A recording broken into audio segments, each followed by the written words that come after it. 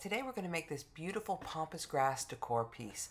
It looks stunning in a bedroom, an office, a living room. It's perfect for any wall. First thing we have to do is find some pampas grass. And it's really easy because they're invasive and they grow everywhere. I look along roadsides and I can usually find tons of them. And you will see different color flowers. Some of them are really dark brown, some of them are lighter or whiter.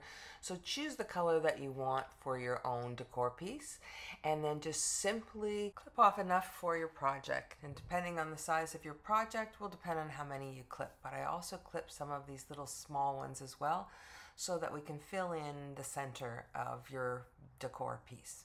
When you're clipping them, the stalks are really easy to clip. Just give them a little clip with your clippers, and then also you can peel off the leaves from the stalk. Just hold on to the stalk and peel them off directly with your fingers. It's super easy. I usually clip the stalks about 8 inches because that gives you a lot to play with when you're building your craft. To make the one that I showed at the beginning of the video, it was about 33 inches wide, and I used about 40 of the large pampas grass flowers and probably equivalent 40 of the small ones. So depending on how big you want it, that gives you an idea of the amount of flowers you're going to need. So now that you've collected your flowers, the only other thing you're going to need is a sturdy piece of cardboard, a glue gun, and some clippers, and also a hanging hook.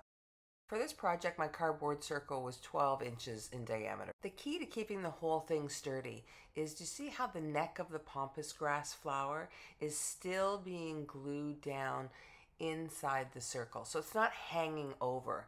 This provides you with a lot of strength. And I also have written instructions on each frame, so take your time, pause the video as you're going through, and make sure you glue down the entire stalk because it adds a lot more structure. And lay the grass heads close enough together so that there won't be any gaps. And I always cut the stalks so that they kind of fit around each other.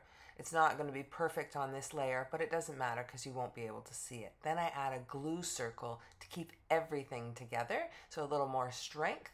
And then start on your second layer with the smaller flowers. When you're laying your second layer, I also like to use a tape measure just to make sure that the tips of the small flowers are the same distance away from the edge. And if your small flowers are a little bit too long, just pull off some of those bottom branches, and that way you're going to have some filler for the very end as well. So keep those little pieces, don't throw them away. And you just keep layering those smaller flowers around. If you need to do a third layer, that works as well. And as you put on your layer 2 and 3, you're just gluing the stalks to the existing stalks that are already glued down. The last thing that we have to do is fill in that little centerpiece, and that's where I use those small pieces that we peeled off. So to finish off the center, I just put a dab of glue in and then stuck those pieces on as well.